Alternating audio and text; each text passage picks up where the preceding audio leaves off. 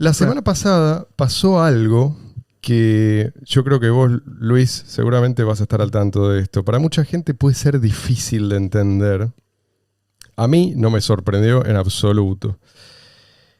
Dijeron que iban a quitar la copia del white paper de Bitcoin, o sea, el documento técnico escrito por su creador, nada menos, del sitio bitcoincore.org. ¿Sí? Recordemos, Core es la implementación principal, en la práctica la única en realidad, de Bitcoin BTC, ¿no? Y esto fue supuestamente porque el tipo Craig Wright, el que sin... El falso Satoshi. Sí. Que se sin pruebas. autoproclamó Satoshi y no pudo probarlo. Exactamente. Bueno, este tipo lo exige y amenaza con demandarlo si no lo hacen.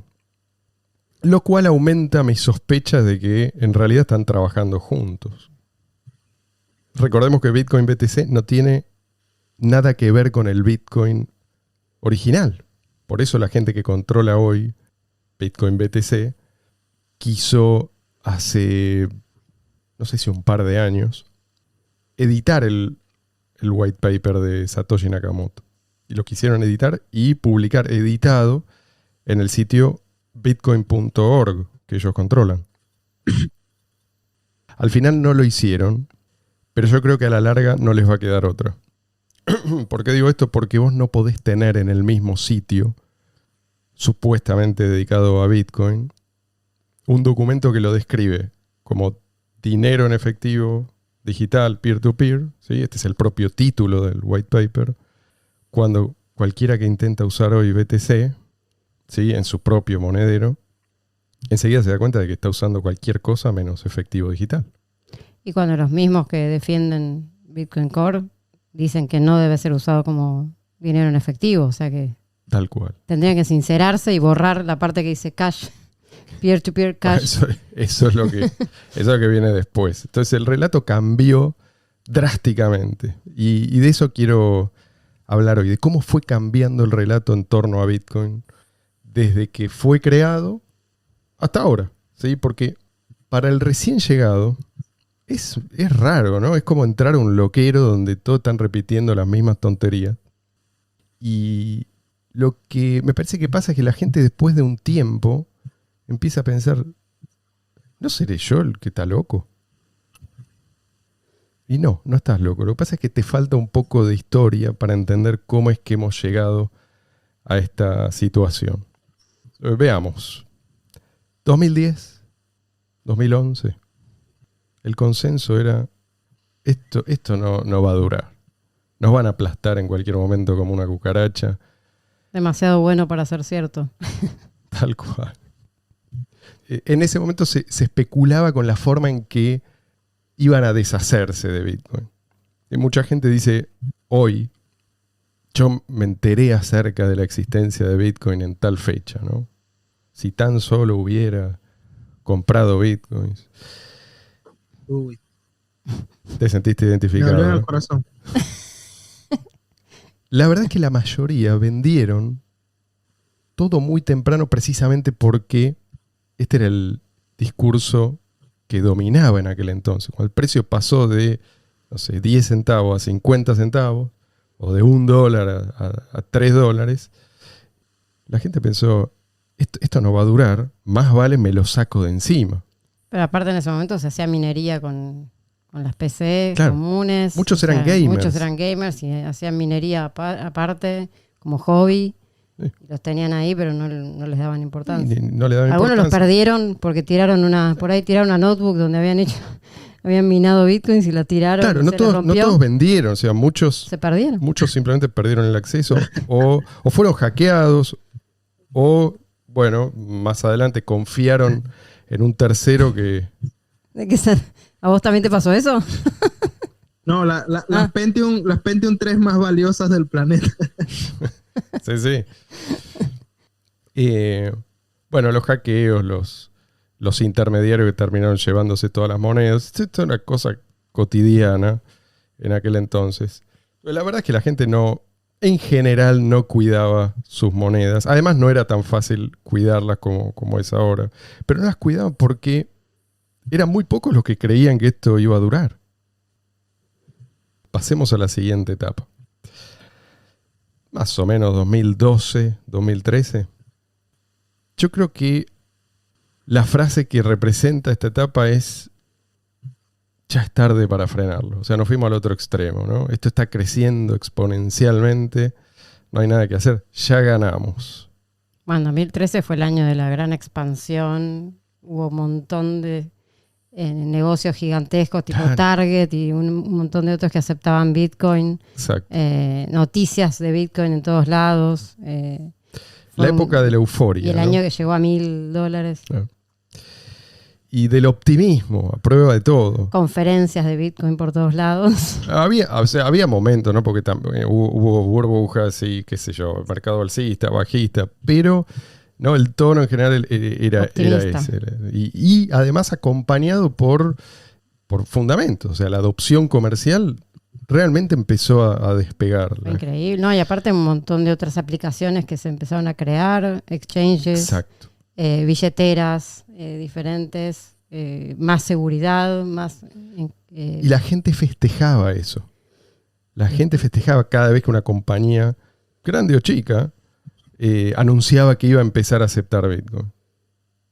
Y pensaban que esto era solo el principio, que Bitcoin iba a seguir creciendo a ese ritmo. No había razón para pensar lo contrario. Algunos manteníamos la prudencia, ¿no? Y la guardia en alto todavía, pero la mayoría estaba embriagada de triunfalismo, digamos, en esta etapa. 2014, 2015. Acá empiezan a aparecer algunos personajes siniestros, todavía marginales, pero ya con un discurso que, si bien en este momento no era tomado en serio prácticamente por nadie, era algo novedoso. ¿Sí? Ellos insistían en que Bitcoin no escalaba, ¿sí? Es decir, que a una escala mayor no iba a funcionar como venía funcionando. Es la etapa previa al debate del Sí. tamaño del bloque. Algunos de ellos eran aptos técnicamente, digamos, pero en su mayoría habían ignorado a Satoshi Nakamoto. ¿Sí? E incluso algunos de ellos lo habían considerado un delirante, como por ejemplo Adam Back, como por ejemplo Gregory Maxwell. Estos dos particularmente fundan una compañía llamada Blockstream para supuestamente financiar el desarrollo de Bitcoin. Adam Back, que públicamente confesó que él no tenía Bitcoins, que no había comprado, que solamente él era programador y se dedicaba a programar, porque en su momento no había comprado, porque no le interesaba como moneda. No, y le pareció que el proyecto estaba condenado a fracasar. Mucha gente lo vio esto con simpatía, ¿sí? Le dieron la bienvenida. Bueno, si vamos a tener gente interesada en financiar el desarrollo, ¿por qué no? Con el tiempo empezó a quedar claro que, esta gente no tenía precisamente buenas intenciones, ¿sí? Especialmente cuando salió a la luz que tenían un fuerte respaldo financiero de compañías que están especialmente amenazadas por el éxito de Bitcoin, ¿sí? Como por ejemplo Mastercard. Y uno de estos tipos, Peter Todd se llama, no me acuerdo bien qué fecha, pero estamos, 2014, 2015, por ahí, confesó que había sido encargado por un tipo que se le había presentado a él como un ex agente de la CIA. Están los mails de estos, ¿eh? Me acuerdo. Y este tipo financió un video en el que se explica la importancia de mantener el límite de 1 megabyte para cada bloque de transacciones. Este es un momento clave. Pasó desapercibido para la inmensa mayoría en ese momento, pero era como un adelanto de lo que iba a venir. O sea, en ese momento todavía la idea preponderante seguía siendo que Bitcoin iba a diseminarse, iba a seguir creciendo, iba a ser como una especie de virus imparable. O sea que Satoshi tenía razón, que Bitcoin era escalable, ¿sí? Y bueno, en fin, que Bitcoin se iba a comer al mundo del dinero, así como antes el mail se había comido el correo postal, o los medios de comunicación digitales se habían comido a los periódicos y así, ¿no? En esa época también fue lo de Gavin Andresen, ¿no? Fue expulsado de la... En esa época estaba empezando a ser demonizado. Gavin Andresen, recordemos, es la persona que Satoshi Nakamoto dejó a cargo del repositorio de Bitcoin. Es increíble que haya pasado tanto tiempo desde aquella época, ¿no? Parece... Por eso estamos hablando de la prehistoria. Hablar de esto, pero es importante. Hablar de esto como hace tantos años. Muy importante hablar de esto. Porque esto es algo que mucha gente ignora. 2016, 2017. Poneme un efecto. ¡Tachán! Lo máximo que puedo hacer. Chan, chan. Acá empieza el famoso debate por el tamaño del bloque. Empieza la purga. La censura. Todo el que piensa que es una locura mantener el límite de 1 megabyte para los bloques contra la expresa indicación de Satoshi Nakamoto, ¿sí? O sea, la indicación de Satoshi Nakamoto fue levantar ese límite. Además, en pleno aumento de tarifas, que en 2017 acaba en un promedio de $50 por transacción. Promedio, ¿sí?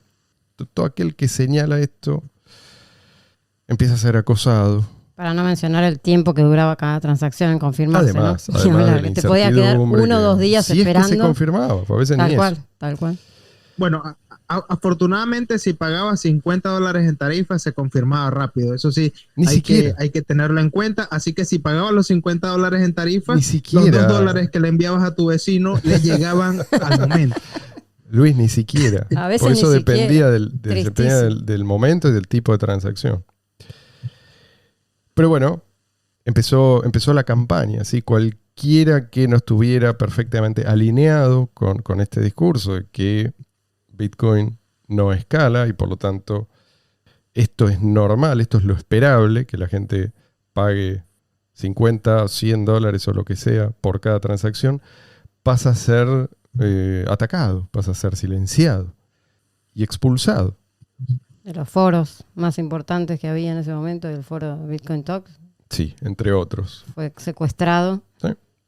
Y no les queda otra, porque cualquiera que use y compare las dos versiones de Bitcoin que surgieron a partir del fork, esto ocurrió a fines de 2017, va a llegar a la conclusión obvia, ¿sí? Uno funciona tal como lo describe su creador, el otro no.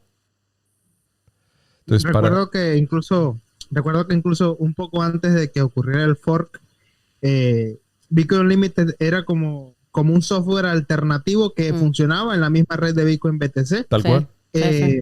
Y todo el que hablase de Bitcoin Unlimited como una alternativa a Bitcoin Core, llegó un momento en el que en Bitcoin Talk pasaron todas esas conversaciones a una sección que es sobre altcoins, o sea, sobre otras criptomonedas. ¿Te acordás? Como si Bitcoin Unlimited fuese otra criptomoneda. O sea, una estrategia que deja entrever, digamos, no sé, me recuerda hasta Star Wars, ¿no? Al emperador. Sí, a mí me recuerda a Goebbels. De Star Wars. Cada uno con su referencia. Sí. Pero aparte, en paralelo con todo esto, se empezó a dejar de usar Bitcoin en los negocios. Toda esa expansión que había habido en 2012, 2013 de uso, ¿no? En los negocios que aceptaban Bitcoin, que veías calcomanías en distintas ciudades y todos estábamos felices mirando eso en Twitter y en Reddit y en todo. Eso empezó a desaparecer. Poquito a poco, la gente no podía aceptar Bitcoin porque la verdad que era impredecible cuándo iban a cobrar, impredecible cuánto les iba a salir, o sea, una cosa que no tenía sentido. Sí. ¿Sabes qué es tan así? Que probablemente muchos de los que hoy se llaman o se llamen entusiastas de Bitcoin BTC y que no estaban en esa época, podría parecerle raro que en esos momentos salían muchos documentales, muchos youtubers que daban la vuelta al mundo, daban la vuelta de un país hacia otro, pagando solo con Bitcoin. Tal cual, sí. Porque había entusiastas en una que otra ciudad y ellos de alguna forma demostraban que la adopción iba increciendo, ¿no? Y había barrios enteros que aceptaban Bitcoin. Había festivales donde todos aceptaban Bitcoin. Es decir, eso que en su momento era una tendencia que parecía imparable, bueno, fue interrumpido por esta gente que tomó el control del repositorio, tomó el control de los foros, tomó el control de los medios de comunicación. Se compraron, sí, los grandes medios de noticias sobre criptomonedas. Y es que es fundamental para estos nuevos, para los propagandistas de Blockstream, es fundamental que nadie salga de la burbuja. Por eso a mí me interesa volver sobre esto, ¿sí? Hay mucha gente que recién llega y se encuentra con esta, entre comillas, normalidad. Bueno, esto, si vos le decías a un tipo en 2010, 2011 que así íbamos a terminar, que esto iba a ser Bitcoin y nada más, se te iba a reír en la cara. Bueno, se quedan con el ticker. Y el ticker es para los que no sepan, sí. El ticker es el identificador comercial, las 3 letras icónicas, BTC. Sí. Eso es el ticker. Y a los recién llegados se les dice que Bitcoin no es dinero en efectivo digital peer-to-peer, como reza el propio título del white paper, o sea, como lo definió el propio Satoshi Nakamoto, y que si quieren usar Bitcoin para efectuar pagos, pues son unos imbéciles. Para eso está el dinero fiat, ¿no? Tarjeta de crédito, tarjeta de débito, transferencias bancarias, PayPal, listo. Tenemos apologistas del dinero fiat Del status quo. a cargo del desarrollo de Bitcoin. Este es el quiebre que se da en esta etapa y bueno, todavía estamos transitándola. Y otra grieta que se abrió es el tema de centralización versus descentralización. ¿Te acordás que decían que en realidad Bitcoin Cash o cualquiera de los otros eran centralizar porque los nodos iban a quedar en pocas manos? En cambio ellos lo que querían era que los nodos sean para todo el mundo y esa era la forma de descentralizar Bitcoin y es justamente todo lo contrario. Sí, sí. Y este punto es importante porque es algo en realidad que ya hemos visto cada vez que los socialistas toman el poder, ¿no? Primero seducen, algunos por lo menos con palabras bellas, ¿no? Con promesas de justicia, de igualdad, de prosperidad sin costo, ¿no? Para todos. Estos empezaron diciendo que restringir la escalabilidad de Bitcoin era necesario para que cualquiera pueda mantener un nodo, por menos recursos que tuviera. Y al igual que los socialistas, que una vez que toman el poder, cambian el discurso y nos explican que para lograr la utopía es necesario primero entregarle todo el poder a este pequeño grupo de iluminados, los nuevos amos de Bitcoin, o sea, la vanguardia intelectual de Bitcoin Core, recién muestra los dientes cuando ya tienen asegurado el control del repositorio. Pero, ¿qué es lo primero que te venden? Esto es en pro de la igualdad, que todos accedan a un nodo, de la descentralización. Entonces, en nombre de la descentralización y del igualitarismo, nos metieron la centralización total, ¿sí? La planificación económica centralizada. Sí, estamos hablando de cuotas de producción de espacio en los bloques, que no pueden aumentar por decisión de un comité, ¿sí? Y un sistema diseñado para que en el futuro pueda ser usado solo por billonarios, te diría. ¿Quién más va a pagar tarifas de miles de dólares? ¿Sí? Esto es lo que ellos dicen, ¿no? No es lo que yo digo. Para ellos es deseable que las tarifas alcancen los miles de dólares. Entonces, a esta altura... Encima diseñaron Lightning Network como la gran solución. Perdón. No, que digo que sí, ya vamos a es llegar. una red en la cual vos tenés que pagar para entrar, después, o sea, hacer las transacciones, pagar para salir. O sea que en vez de hacer la transacción directamente con una persona, es pagar como un peaje para entrar y después un peaje para volver a salir. Es ridículo. O sea, que más centralizado que eso no tenés. Luis. No, y además es una red en la que tienes que estar conectado todo el rato para que sea seguro. Claro. Pero si puedes estar conectado todo el rato, tienes que contratar a alguien para que esté conectado, pues esas son las llamadas watchtowers, ¿no? Para que esté conectado en tu nombre. Entonces, No Sí. tiene es ningún algo sentido. que uno no esperaría, por ejemplo, de Bitcoin. Y bueno, la complejidad de Lightning hace necesario eso para que no te roben, porque si no hay nadie, digamos, defendiendo tus intereses, seas tú o alguien a quien le estás pagando defendiendo tus intereses, la otra persona que está dentro del canal te puede simplemente robar la plata y se va con ella. Claro. Esto es parte del discurso, ¿no? Vamos a escalar, sí, gente, quédense tranquilos, vamos a escalar, pero en segundas capas. Y Lightning Network es una de estas segundas capas.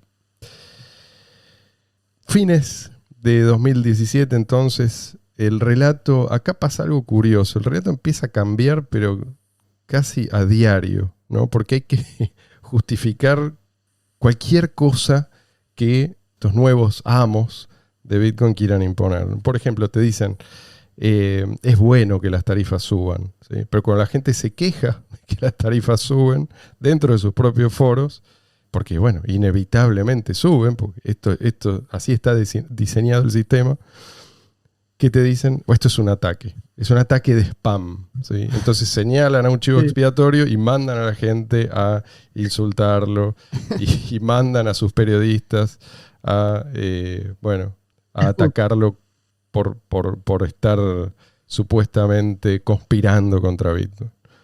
En este nivel. Es food, ¿sabes ese término food?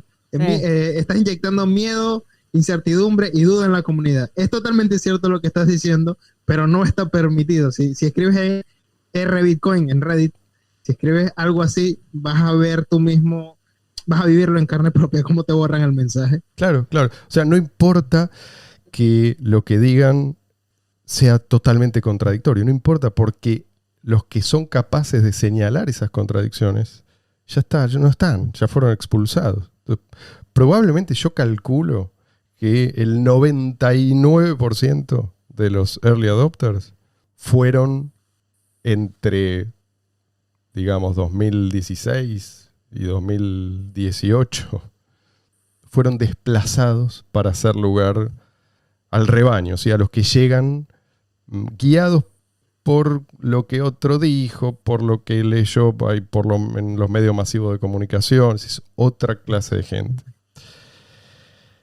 Y pasa a ser la norma este comportamiento sectario, ¿sí? O sea, los nuevos inversores, llamémoslos así, siguen el relato de los nuevos líderes como feligreses.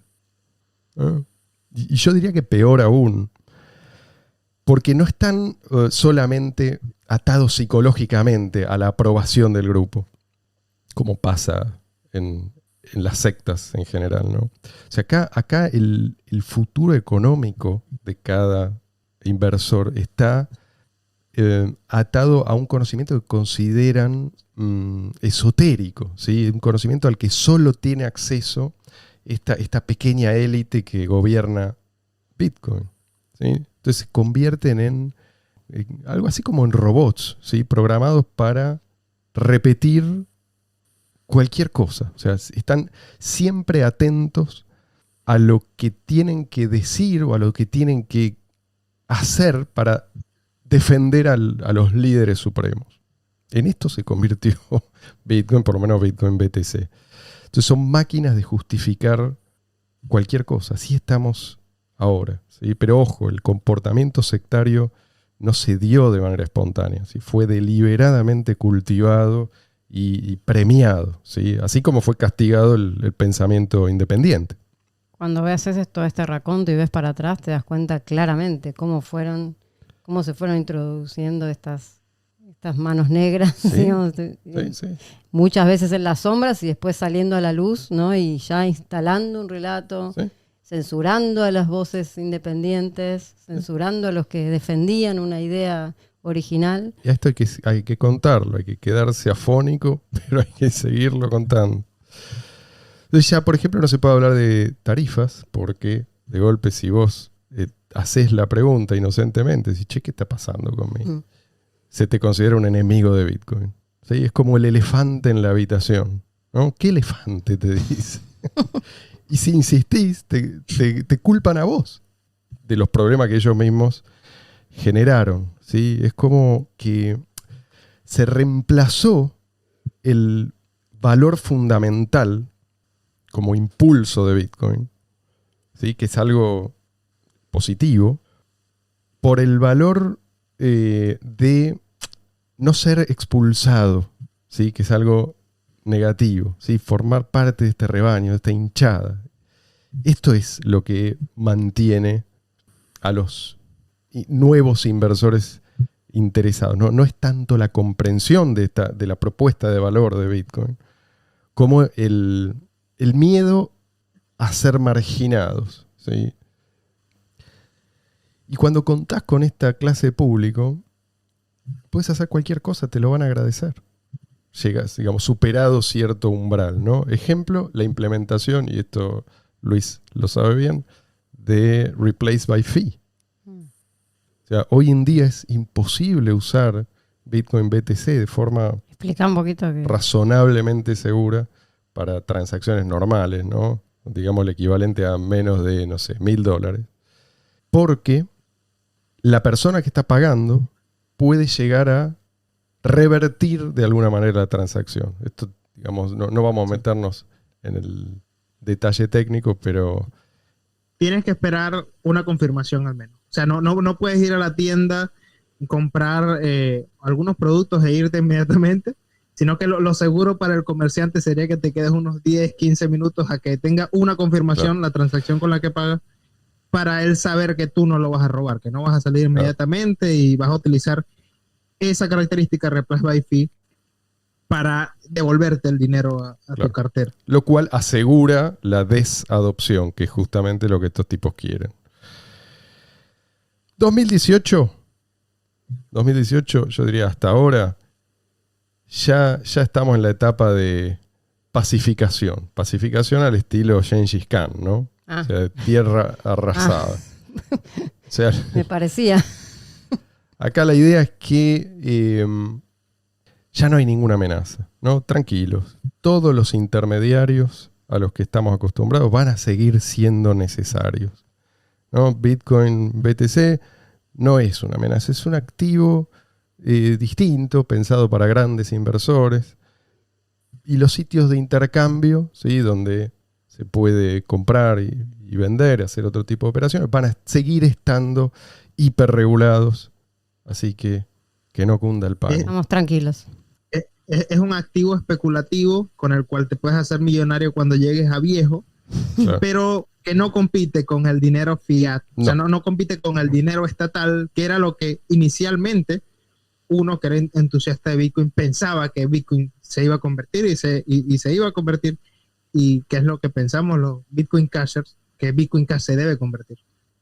Claro. Es que es como un medio para obtener más dinero fiat eventualmente, si te va bien, si entraste en el momento oportuno. Es como invertir en la bolsa o cualquier otro tipo. Yo diría que no, porque cuando invertís en la bolsa por lo menos te fijas en el fundamento de la compañía que elegís, la que te interesa. Puedes estudiarla, puedes hacerlo bien o mal, pero hay algo que justifica esa inversión o no. Acá lo único que justifica la inversión es la esperanza de ganar más dinero fiat con la inversión de otros. Claro. ¿Sí? Entonces, ¿cómo se explica todo esto? ¿Por qué pasamos de Bitcoin como este desafío al sistema monetario estatal a Bitcoin como esta cosa totalmente inofensiva para el status quo? Yo creo que la violencia de la reacción que hemos visto es proporcional a la amenaza que Bitcoin representa. Tal cual. Si se invirtió tanto dinero y tanto esfuerzo en usurpar el proyecto de Satoshi Nakamoto y en convencer a millones de personas de que Bitcoin en realidad es otra cosa, ¿sí? Que la definición de Bitcoin de Satoshi Nakamoto es irrelevante, es precisamente porque Satoshi Nakamoto acertó con esta fórmula de una moneda libre de fricción, segura, escalable, libre de censura, libre de intermediarios, libre de inflación. ¿Cómo van a responder los titulares del monopolio de la moneda? Ahí es cuando yo digo que se evidencia lo importante que son los referentes. El pensamiento en la comunidad de Bitcoin BTC hoy provenga de aquellas personas que pensaban y todavía piensan que Bitcoin no funciona tal y como fue propuesto como Satoshi Nakamoto, determina totalmente el resultado que tienen hoy a nivel técnico, tecnológico, por decirlo así, porque digamos, el Totalmente. estrangulamiento artificial Sí. que tiene la red de Bitcoin BTC es una variable programada que está allí. Pero yo lo relaciono totalmente a eso, los referentes que tomas. Si dejas que los referentes de un proyecto o de un ideal sean personas que confían en la planificación centralizada de la economía, de la sociedad, en la ingeniería social, no puedes esperar tener un resultado diferente a lo que te daría el socialismo. Sí, pero esto no... Este discurso no es inocente, a esto voy. ¿Sí? Hay gente que no tiene idea de lo que ha pasado, no sabe bien dónde se está metiendo y repite. Pero los que impusieron este discurso sabían muy bien lo que estaban haciendo. Y otra cosa que te da la pauta de la amenaza que es Bitcoin, el original, o sea, Bitcoin Cash, es cómo se lo ignora a Bitcoin Cash en todos los medios mainstream de criptomonedas. Directamente, el otro día estaba viendo en la propaganda de Trezor, por ejemplo, que es una wallet, una hardware wallet, te dice, esta hardware wallet acepta BTC, Ethereum, no sé, un montón de monedas que ni te suenan, viste, que están por ahí abajo en el listado y no aparece Bitcoin Cash, a pesar de que sí se puede usar con Bitcoin Cash, pero no aparece. Entonces, es una forma también de ignorarla, dejarla a un costado, hacer como que no existe directamente. Y esa es una la única moneda señal. que sirve. Es una Se buena puede usar. señal. Bueno, no es la única, digo, pero la que es el Bitcoin original, digo. Claro, Perdón, porque si le hacen mucha publicidad, si alguna empresa cualquiera le hace mucha publicidad a que soporta Bitcoin Cash, inmediatamente se va a ganar la reacción de los canceladores, Tal por cual. decirlo así. En el espacio cripto tenemos nuestros propios canceladores y efectivamente reaccionan. He visto reacciones. Tal de cual, ese tipo. sí. Sí, y están muy bien organizados. Nos van a tirar y nos van a seguir tirando con todo lo que tienen. Obviamente, vos pensá en el saqueador más exitoso de todos los tiempos. Al lado de los amos del dinero, Fiat.